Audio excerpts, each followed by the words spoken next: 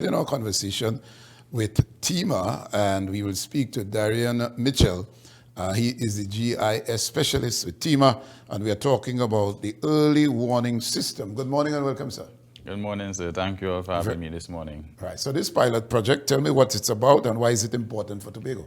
Okay, so the Multi-Hazard Early Warning System, it's a pilot project with a partnership between the Inter-American Development Bank, IDB, the ODPM, as well as UE Seismic.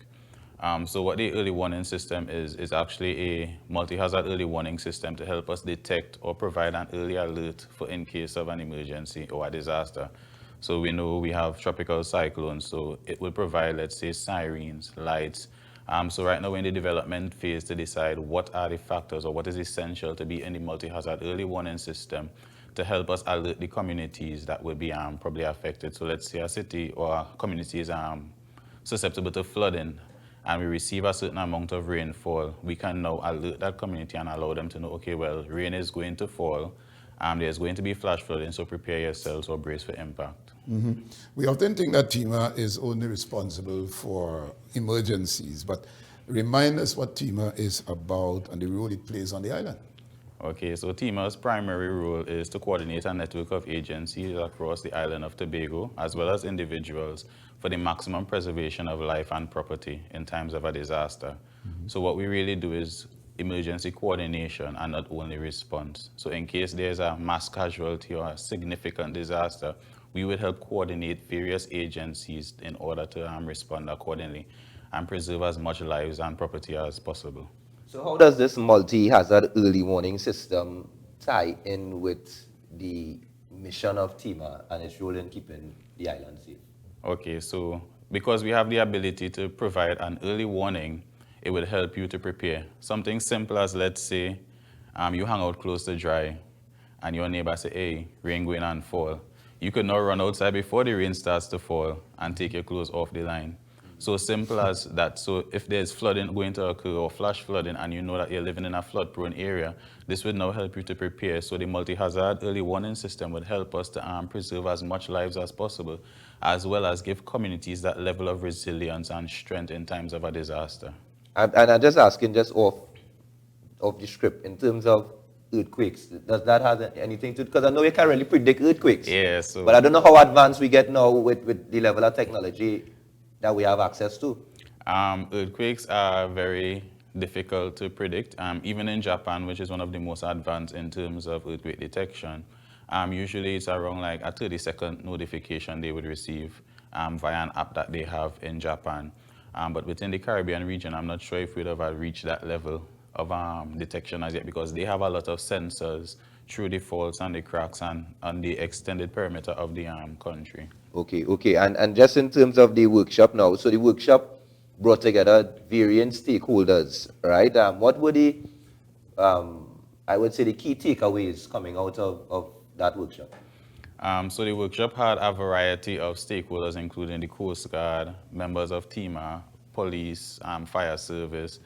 We would have had persons from NGOs, village councils as well, and other community groups. And what we would have realized is there are key elements that everybody would look for within the multi-hazard early warning system. So sound is one of these things. So you need to be able to hear, because there may be persons who are visually impaired, so they need to be able to hear the siren, right? And those who may be having hearing impairment, we would also like to see lights on the multi-hazard early warning system. In addition to that, the ability for PA.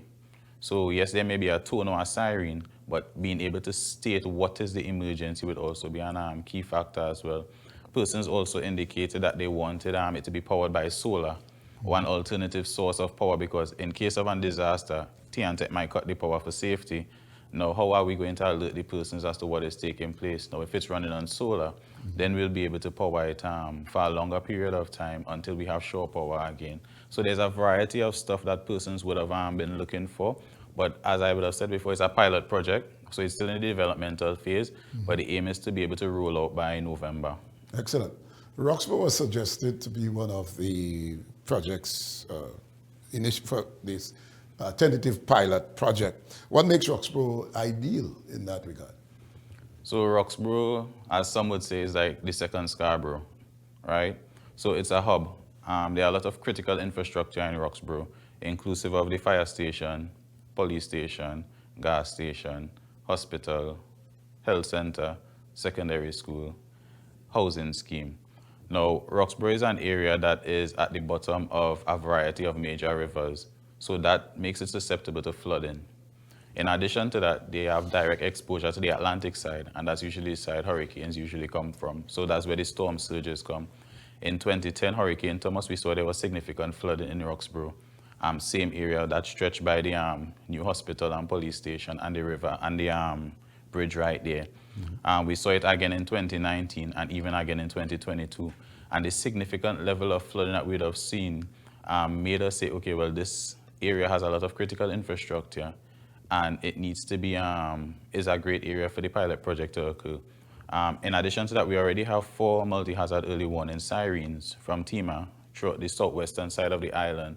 So we felt as though now it's time to start placing the emphasis on the eastern side of the island as well. But the aim is to have it dispersed around the island in the most susceptible areas as much as possible. How will, in particular terms, will this early warning system benefit or benefit everyday citizens in Tobago?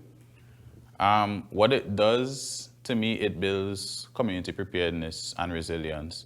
So if it's tested once per month, as we usually do with ours on the first Thursday of every month, it allows you to understand how to maneuver yourself in the time of a disaster or when you actually hear the siren. So these things will now have you thinking on your own accord how to be prepared in case you do hear the siren. Simple as having a grab-and-go bag. If you live in a flood-prone area, you have your documents in waterproof or watertight compartments or folders or containers, etc.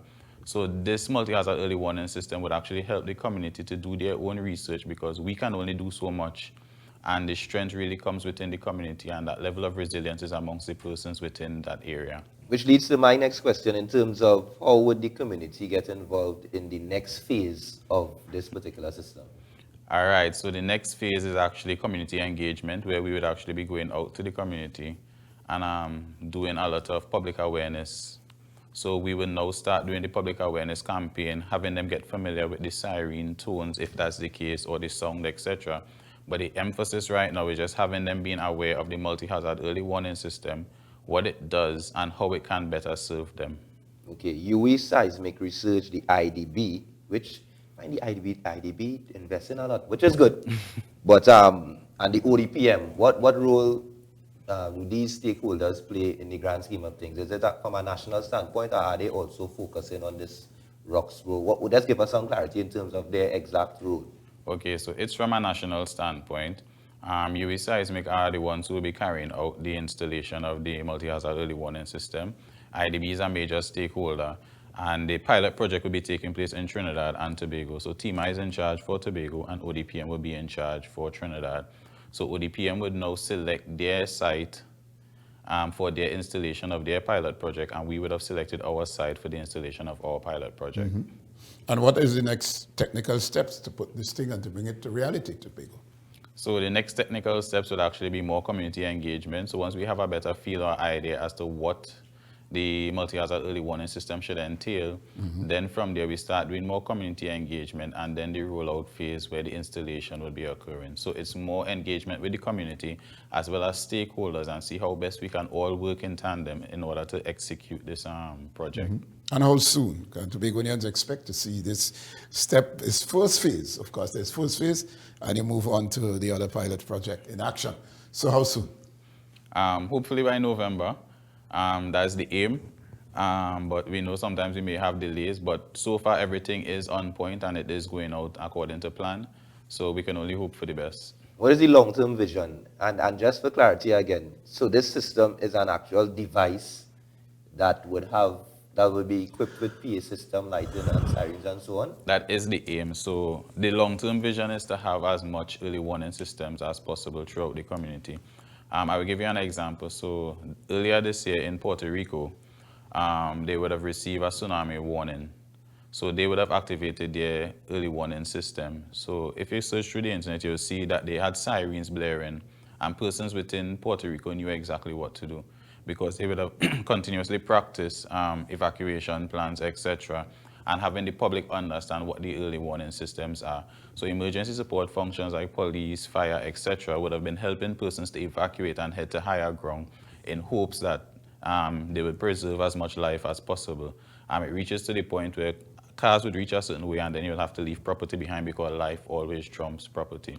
So the aim for us now is to have that throughout the island of Tobago and have the public sensitized in order to understand what each tone, each light, each sound, everything would mean, and how best we can assist in persons being able to evacuate our premises or the property early enough so that they would not be impacted physically. Yeah, this is a big deal, you know, brother B. Yeah, man. Yeah, this is a big deal. And as you talk about tone, I'm thinking about when you blow the conch shell a particular way, what type of fish selling. That was our way of alerting the community that something wrong.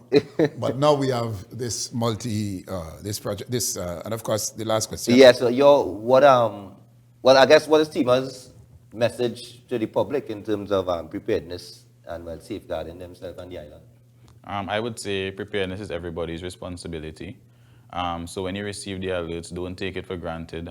We know Met Service would issue a yellow level alert or an orange level alert, and sometimes it may not affect us.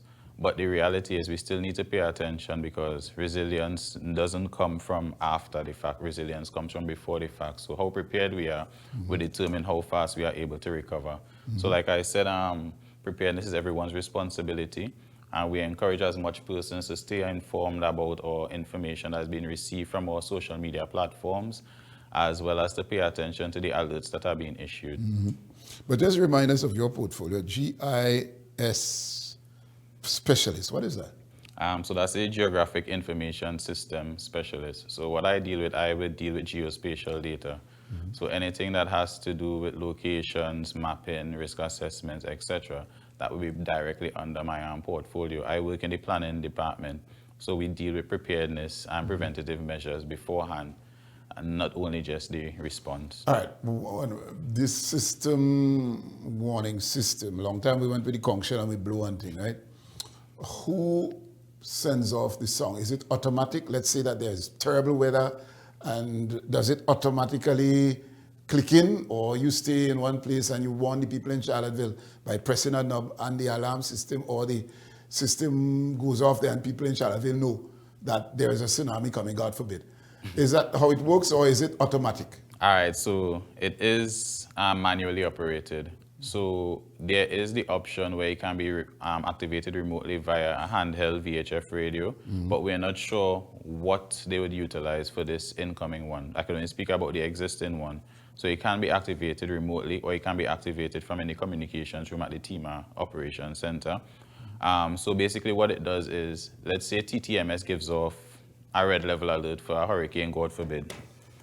We would then take that information, process it, validate it, and then inform the persons throughout the communities accordingly. Same thing for tsunami. There is a tsunami tone. So once we receive the notification from certain agencies, then we'll process it and then relay it in a manner in which we can help the residents to comprehend it as quickly as possible and allow them to understand what the immediate instructions are. So head to higher ground, start seeking, going inland, that's in case of a tsunami. All right. The only device I'm familiar with, Dayreon, is the Stevenson screen. I remember the Stevenson screen, and you can just check the cloud cover and you get different. Basically, I have a little geography in me, but thank you, Dayreon Mitchell, of course, GIS Specialist at TEMA there, and I think this is a big deal. I think so as well. I think it's something that would allow us to boost our level of preparedness within the Caribbean, especially in small island developing states. And I think if this is implemented in time, it should be one of the first implemented within the Caribbean region. Excellent. All right. Thank you, sir. And all the best to you. Indeed, a pleasure having you. Yeah? All right. Thank you very much.